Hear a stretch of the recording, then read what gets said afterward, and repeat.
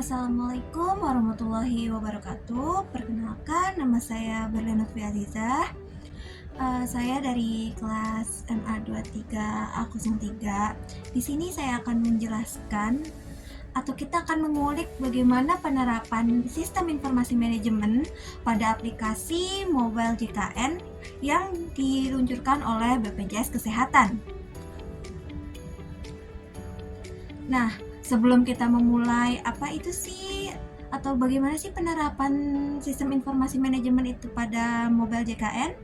Sekarang kita akan menelusuri apa itu sistem informasi manajemen terlebih dahulu. Sistem informasi manajemen diartikan sebagai rangkaian prosedur dan juga teknologi yang digunakan untuk mengumpulkan, memproses, menyimpan, dan menyebarkan informasi yang dibutuhkan untuk fungsi manajerial. Sistem ini juga bertujuan untuk memecahkan berbagai masalah dalam bisnis seperti layanan, biaya produk, strategi bisnis melalui analisis sistem informasi pada aktivitas operasional suatu organisasi. Jadi sistem informasi manajemen ini akan memecahkan masalah kita dari berbagai hal yang ada dengan menggunakan sistem manajemen. Kemudian sebelum kita masuk penerapannya kembali, kita akan mengenal dulu apa sih itu mobile JKN yang diluncurkan oleh BPJS Kesehatan. Nah, JKN Mobile adalah aplikasi mobile yang dikembangkan oleh BPJS Kesehatan untuk mempermudah peserta dalam mengakses berbagai layanan kesehatannya. Dengan aplikasi ini, peserta dapat melakukan cek status kepesertaan, mencari rumah sakit terdekat, dan juga hingga melakukan pendaftaran online. Jadi, mobile JKN ini diciptakan oleh BPJS Kesehatan untuk membantu segala layanan kesehatan yang bisa dilakukan secara online. Nah, berikut adalah layanan atau halaman dari mobile JKN. Nah, bisa kita lihat bahwa banyak sekali layanan atau ikon-ikon menu yang dapat diakses di dalam mobile JKN ini. Dapat kita lihat ada informasi mengenai program JKN, telehealth yang dimana kita bisa berkomunikasi langsung dengan dokter, dan juga ada info riwayat pelayanan seperti riwayat apa aja sih yang pernah kita lakukan menggunakan JKN ini. Terus kemudian ada bugar, ada rehab, cicilan, ada penambahan peserta, ada juga info peserta, pendaftaran pelayanan antrean, info lokasi vaskes, perubahan data peserta, pengaduan layanan JKN, dan selebihnya, dan masih banyak lagi gitu yang akan disajikan oleh BPJS atau mobile JKN ini. Nah, kita akan masuk nih, gimana sih SIM atau sistem informasi yang dilakukan oleh BPJS Kesehatan. Nah, BPJS Kesehatan ini sendiri memiliki 4 komponen SIM BPJS, yaitu 1. Ada sistem aplikasi, yaitu tadi ada mobile JKN. Yang kedua, infrastruktur dan juga jaringan komunikasi data, yaitu data-data peserta, ada manajemen database dan juga operasionalnya. Sistem informasi manajemen BPJS Kesehatan ini diharapkan dapat menjadi lokomotif atau perantara pelaksana sistem JKN secara menyeluruh, dan sistem ini akan memudahkan mengintegrasi dengan program-program jaminan sosial lainnya. Nah, kita akan masuk bagaimana sih komponen SIM pada mobile JKN. Yang pertama, ada sebagai sistem informasi. Nah, BPJS ini memanfaatkan sistem informasi untuk mengelola berbagai aspek seperti data peserta, proses klaim, keuangan, dan operasional lainnya. Dan sistem ini didukung oleh basis data berskala besar yang digunakan untuk menyimpan dan mengelola informasi peserta secara efisien. Dan yang kedua, ada aplikasi perangkat lunak, di mana BPJS mengembangkan dan menggunakan berbagai aplikasi perangkat lunak khusus untuk mendukung proses keanggotaan, perhitungan iuran, tadi ada di salah satu layanannya, pengelolaan klaim, serta manajemen keuangan secara keseluruhan. Nah, yang ketiga nih, ada situs web dan aplikasi mobile.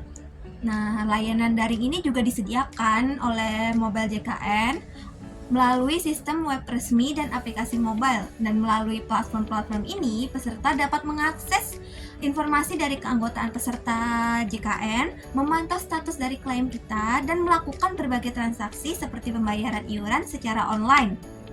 Dan yang terakhir ada jaringan komunikasi, di mana BPJS ini mendukung kelancaran operasionalnya dengan menggunakan jaringan komunikasi yang andal guna menghubungkan kantor-kantor cabang kesehatan, baik itu rumah sakit atau penyedia layanan kesehatan lainnya, serta dari pusat data, dan dapat memungkinkan pertukaran data yang cepat dan aman. Ini ada layanan dari mobile JKN ini sendiri. Yang pertama ada kita dapat mengecek nih info dari program-program JKN, yaitu menjadi salah satu sistem informasi di mana pada menu atau ikon info program JKN ini berisikan berbagai nih informasi-informasi cara pendaftaran program JKN, KIS atau peraturan dan hukum, hak dan kewajiban dari pengguna, dan juga sampai kepada informasi mengenai tanya jawab umum seputar mobile JKN. Jadi kita bisa nih bertanya bagaimana penggunaan dari mobile JKN ini sendiri, bagaimana fungsinya, dan juga bagaimana manfaatnya. Ada program rehab, yaitu salah satu perangkat lunak, di mana program rehab atau rencana pembayaran bertahap dari BPJS Kesehatan ini merupakan program yang dapat memungkinkan peserta dengan tunggakan iuran untuk membayar tunggakan tersebut secara cicilan atau bertahap. Nah, hal ini menjadi solusi bagi peserta dari JKN KIS ini, terutama bagi pekerja bukan penerima upah atau PBPU dan juga bukan penerima BP yang memiliki tunggakan. Bisa dilihat seperti ini tampilannya. Dan kemudian nih ya, kita bisa mengetahui info dari lokasi fasilitas kesehatan di sekitar kita yang menjadi salah satu jaringan komunikasi. Kita bisa mencari nih dari daerah tempat kita tinggal atau dari suatu tempat mana sih fasilitas kesehatan yang didukung oleh BPJS. Kita bisa melihat dari lokasi, alamat, bahkan kita bisa melihat informasi dari nomor teleponnya. Nah, program info lokasi Vaskes BPJS ini memungkinkan peserta untuk mengetahui lokasi fasilitas kesehatan dan kantor cabang BPJS Kesehatan terdekat melalui aplikasi mobile JKN. Nah, aplikasi ini juga bisa digunakan untuk melihat informasi mengenai Vaskes tempat peserta terdaftar, antrean dari pelayanan, dan juga hingga konsultasi kepada dokter. Nah nih ada pendaftaran pelayanan, yaitu salah satu dari jaringan komunikasi yang dimiliki oleh mobile JKN. Nah, layanan ini menghadirkan sistem pendaftaran, antrian, poli atau fasilitas kesehatan secara online. Jadi nih peserta tidak perlu untuk mengantri di lokasi Vaskes tersebut, dan juga kita bisa nih mendaftar secara online untuk mendapatkan fasilitas kesehatan yang diperlukan oleh kita. Bisa kita lihat dari tampilannya, kita bisa melihat nih dari Vaskesnya kita akan memilih Vaskes klinik yang mana, kita bisa memilih poli, dan juga kita bisa memilih tanggal daftar, dan juga kita bisa memilih nih dokter yang akan merawat kita di fasilitas kesehatan nanti. Dan juga di bawah kita bisa lihat ada keluhan, di mana kita bisa menulis atau mengetik keluhan apa yang akan menjadi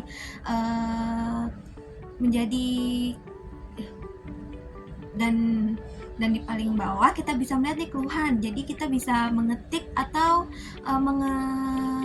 mengisi isi dari keluhan atau keluhan yang kita miliki, entah apapun keluhannya yang sesuai dengan kesehatan. Nah, kita tuh udah lihat nih dari tadi fasilitas-fasilitas atau layanan apa aja sih yang dihadirkan oleh mobile JKN. Selanjutnya kita akan mengulik lebih lanjut nih bagaimana sih kelebihan dari mobile JKN ini. Nah, yang pertama nih, mobile JKN ini menyediakan akses layanan kesehatan yang luas, merata, dan terjangkau bagi seluruh masyarakat Indonesia, termasuk yang sebelumnya tidak memiliki asuransi. Jadi semua rakyat Indonesia akan lebih mudah untuk menggunakan fasilitas kesehatan secara umum melalui mobile JKN dan juga BPJS. Yang kedua, memberikan perlindungan finansial saat mengalami masalah kesehatan, dan mengurangi beban biaya pengobatan.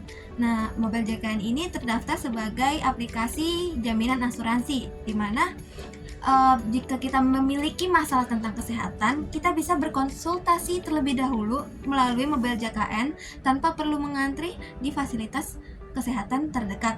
Dan yang terakhir, Mobile JKN ini memungkinkan peserta untuk mengakses berbagai fasilitas kesehatan, mulai dari puskesmas hingga rumah sakit di seluruh Indonesia. Ada kelebihan, tentu ada kekurangan dong. Nah, kekurangan Mobile JKN ini ada apa aja sih? Yang pertama, terbatasnya jenis layanan dan ketersediaan tenaga medis. Dan terbatasnya jenis layanan ini mungkin karena adanya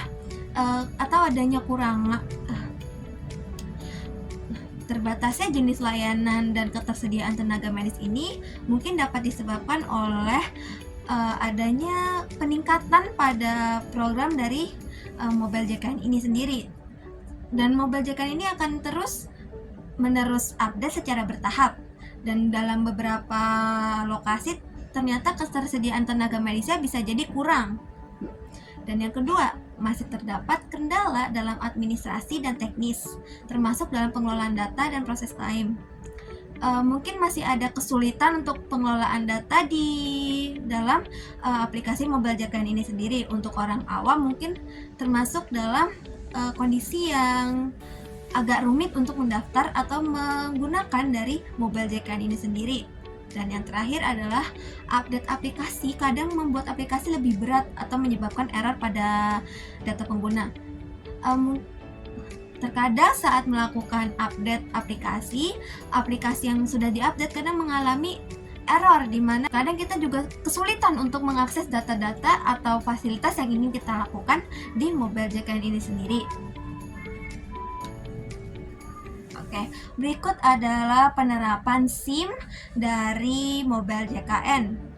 Dan kita udah melihat nih kelebihan dan juga kekurangan dari Mobile JKN ini sendiri, dan macam-macam komponen dari prinsip sistem informasi manajemen yang dilakukan oleh Mobile JKN.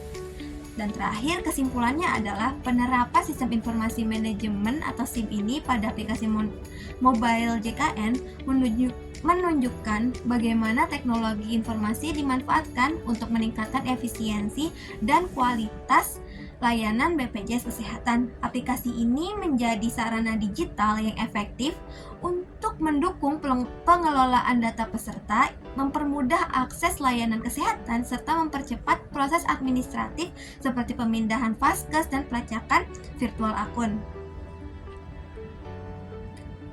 Sekian materi yang dapat saya sampaikan mengenai sistem informasi manajemen Mobile JKN. Semoga kita bisa mendapat manfaat dari materi tersebut, dan juga kita dapat menerapkan nih atau mengetahui lebih lanjut mengenai sistem informasi manajemen pada suatu aplikasi. Dan terakhir, terima kasih atas perhatiannya. Wabillahi taufiq wal hidayah. Wassalamualaikum warahmatullahi wabarakatuh.